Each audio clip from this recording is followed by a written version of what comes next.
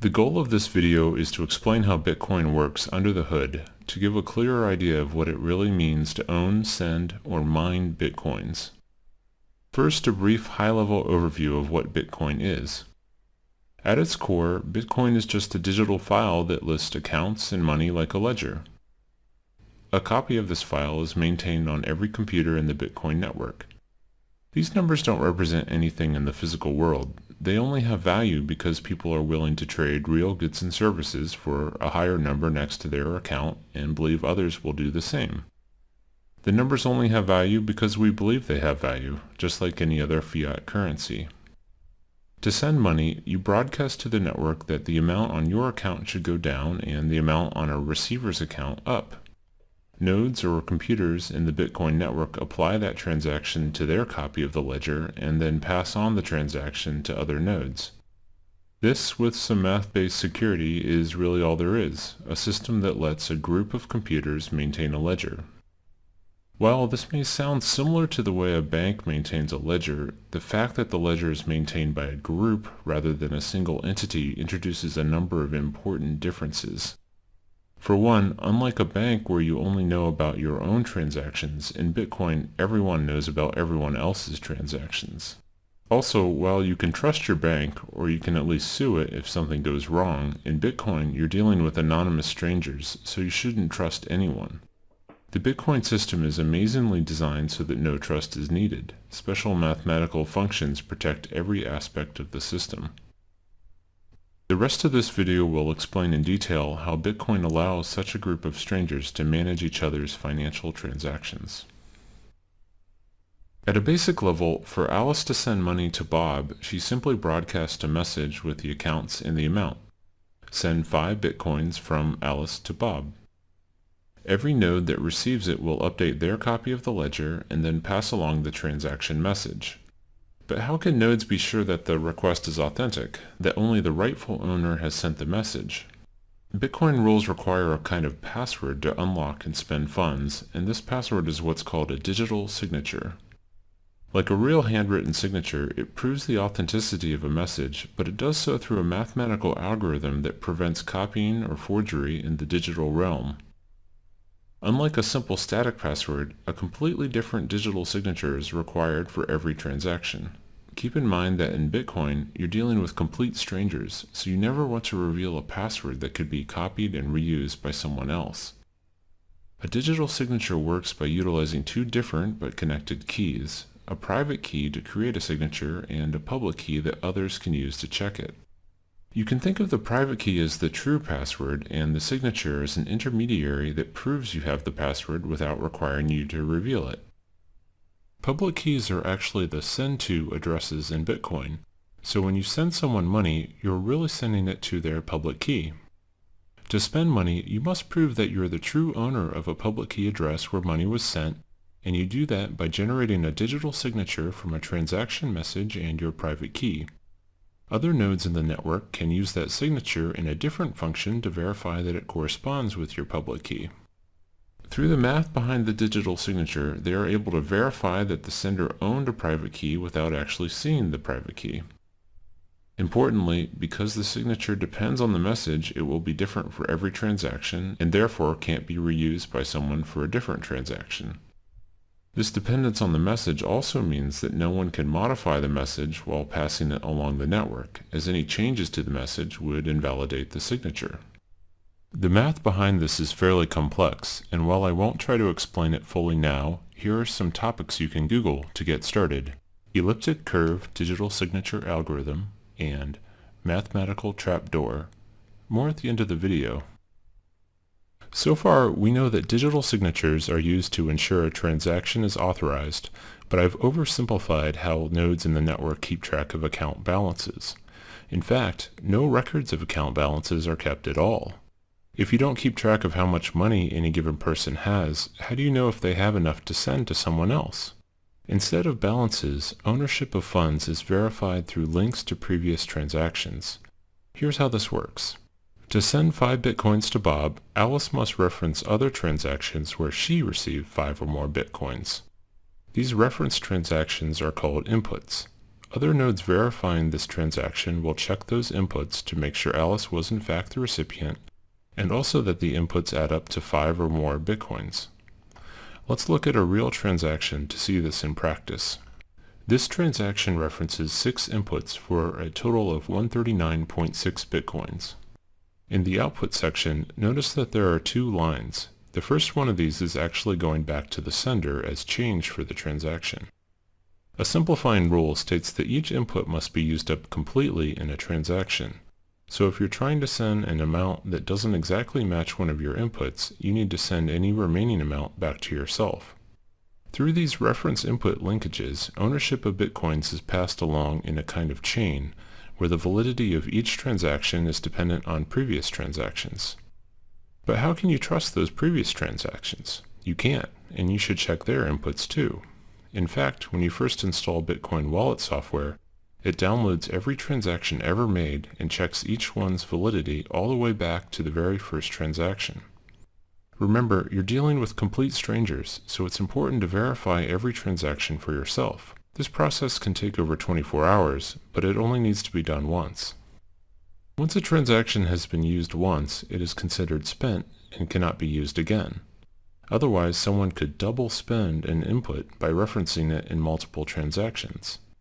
When verifying a transaction, in addition to the other checks, nodes also make sure the inputs haven't already been spent. To be explicit, for each input, nodes check every other transaction ever made to make sure that input hasn't already been used before. While this may seem time-consuming as there are now over 20 million transactions, it's made fast with an index of unspent transactions. So instead of a ledger of balances, Bitcoin nodes keep track of a giant list of transactions. Owning Bitcoins means that there are transactions in this list that point to your name and haven't been spent, or in other words, used as inputs in other transactions. One interesting consequence of this ownership structure is that figuring out your own balance requires iterating through every transaction ever made and adding up all your unspent inputs. Another interesting note about transactions is that the system can support more complex ones than simply sending funds to one person. You may have noticed a cryptic-looking line of text in the output shown previously. It turns out that outputs are more like puzzles to be solved rather than simple to addresses. Rather than emailing, sending money in Bitcoin is more like putting money in a public locker and attaching a math puzzle that must be solved to open it. The puzzle is defined using a special scripting language, and while it's typically designed so that only a single owner of a public key can solve it, more complex conditions are possible. For instance, 2 out of 3 signatures could be required for an escrow-based transaction. Another example is the very first Bitcoin transaction ever made, which was a puzzle that anyone could solve. While most Bitcoin software hides the scripting layer for you, you're free to write your own software and claim conditions, although this can be risky. Over 2,600 Bitcoins were lost in one batch of transactions due to a malformed address. This highlights an important part of Bitcoin. As there is no bank or credit card company you can appeal to, any user error mistakes can result in permanent loss of Bitcoins, and not just from your own account, but from the Bitcoin economy overall. If you lose your private key, any funds associated with the corresponding public key will be gone forever. Because people will likely lose private keys due to hard drive crashes and insufficient backups, this means the Bitcoin currency will eventually be a deflationary one. Before explaining the final piece that secures Bitcoin, mining, I want to highlight a few points about anonymity in Bitcoin. If you access Bitcoin through a Tor network that hides your IP address, you can use Bitcoin without ever revealing anything more than your public key.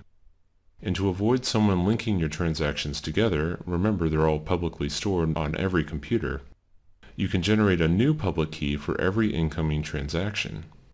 It is possible, however, to inadvertently link public keys together.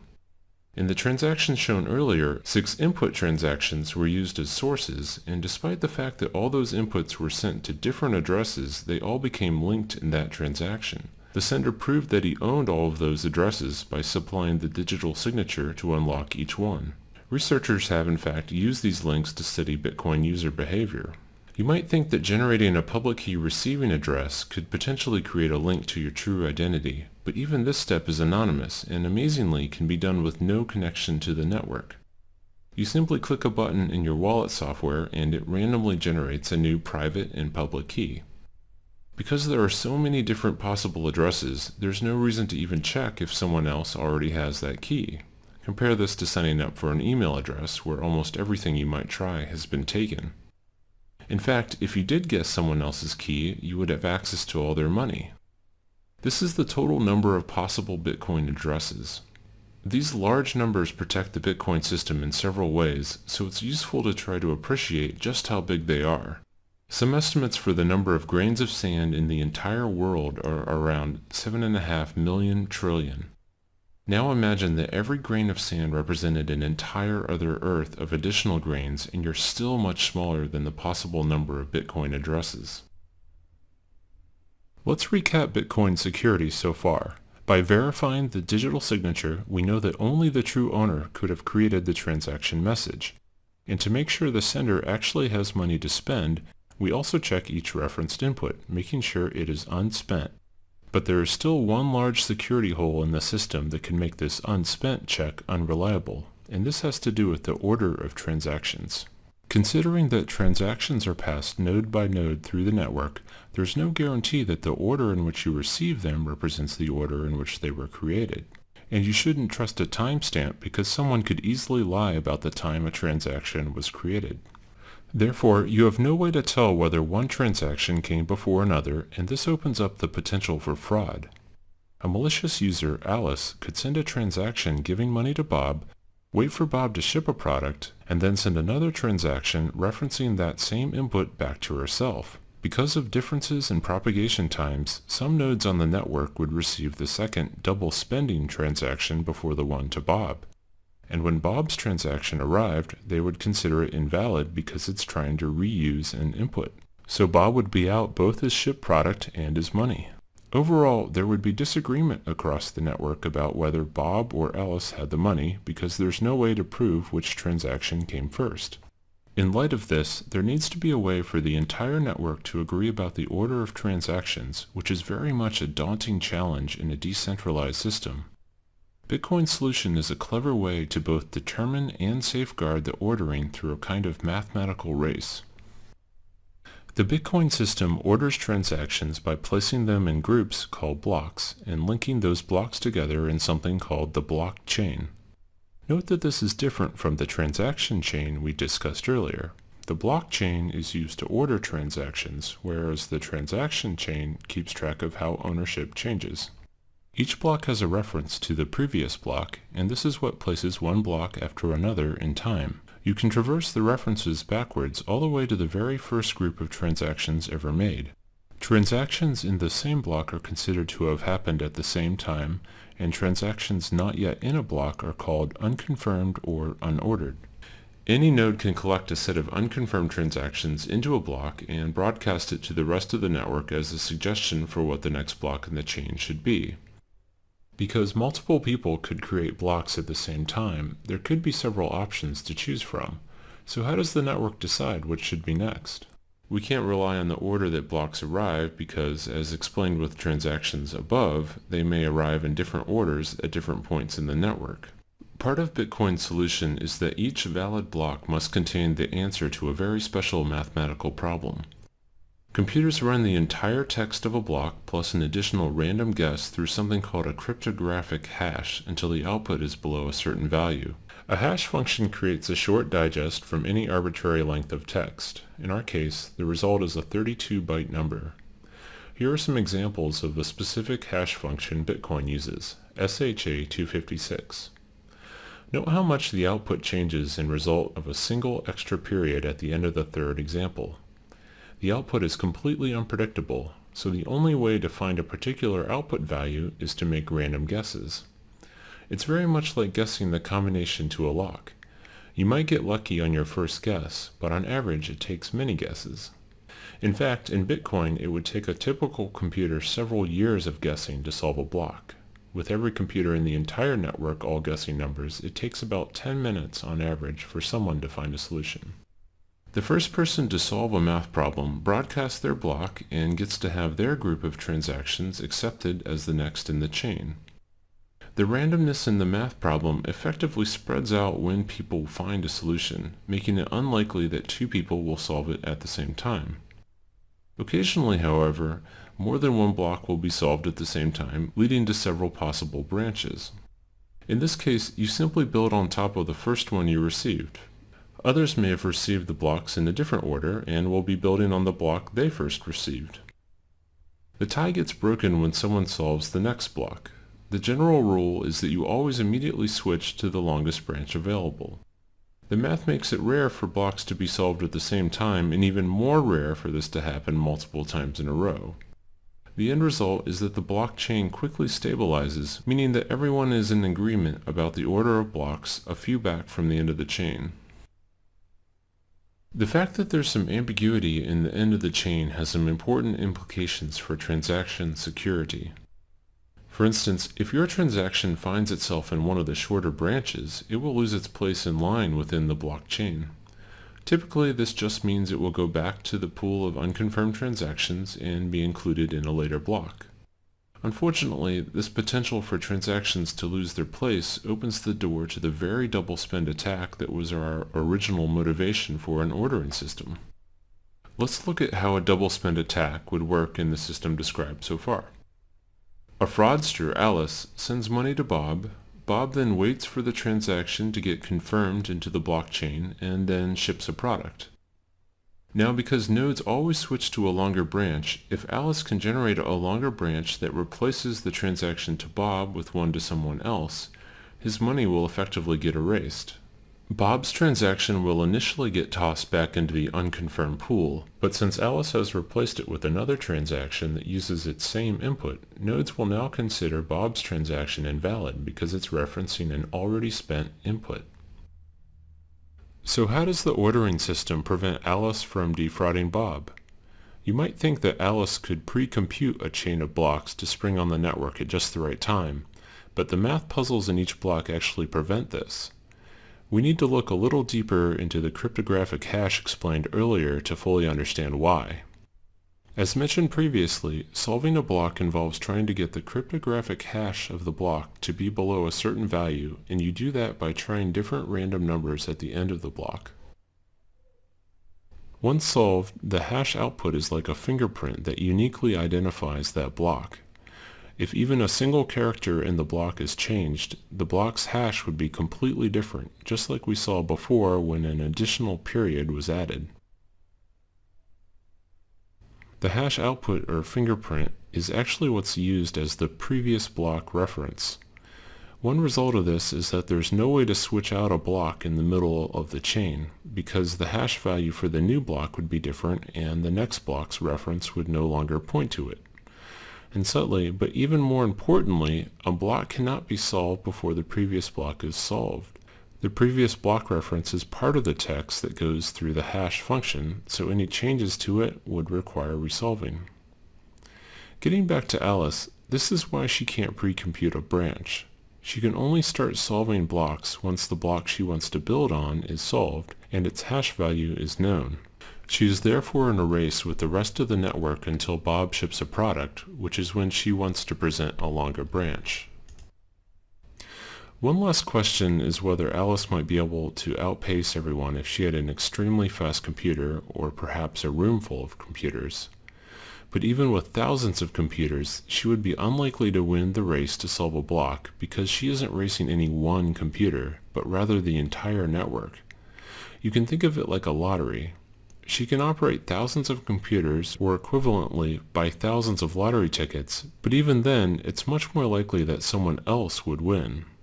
She would need control of half the total computing power in the entire network to have a 50% chance of solving a block before someone else, and much more to have a high probability of winning several blocks in a row faster. So transactions in the blockchain are protected by a mathematical race, one that pits an attacker against the entire rest of the network. A consequence of blocks building on top of each other is that transactions further back in the chain are more secure. An attacker would have to outpace the network for a longer amount of time to carry out a double spend attack, replacing a block further back in the chain. So the system is only vulnerable to a double spend attack near the end of the chain, which is why it's recommended to wait several blocks before considering received money final. One last comment on the blockchain before explaining the final pieces of the Bitcoin system. Amazingly, nothing described so far requires any trust. When you receive information from strangers in the Bitcoin network, you can check for yourself that block solutions are correct. And because the math problems are so hard, you know that there's no way any attacker could have generated them on their own. The solutions are proof that the computing power of the entire network was brought to bear. Now that we've discussed how money is transferred through digital signatures and transaction chains, and how the order of those transactions is protected in the blockchain, let's go over the final piece, where Bitcoins come from. To send money, you must reference a previous transaction where you were the recipient, but how do coins get into this ownership chain in the first place? As a way to slowly and randomly generate and distribute coins, a reward is given to whoever solves a block. This is why solving blocks is called mining, although its real purpose is to verify transactions and safeguard the blockchain. Every 4 years, the block reward is cut in half, so eventually no more coins will be released. About 21 million in total will be created. Bear in mind that you can send down to 1/100 millionth of a Bitcoin, so the total number available will likely not limit the currency's usability. Once the block rewards cease, what incentive will miners have to process transactions? In addition to the block reward, miners also get any transaction fees that can optionally be included with transactions. Right now, miners will include transactions with no fees into blocks because their main incentive is the block reward. But in the future, transactions will likely be processed in order of the fees attached, and ones without fees will likely be ignored. So sending money in Bitcoin will probably not be free, but will hopefully still be cheaper than current credit card fees.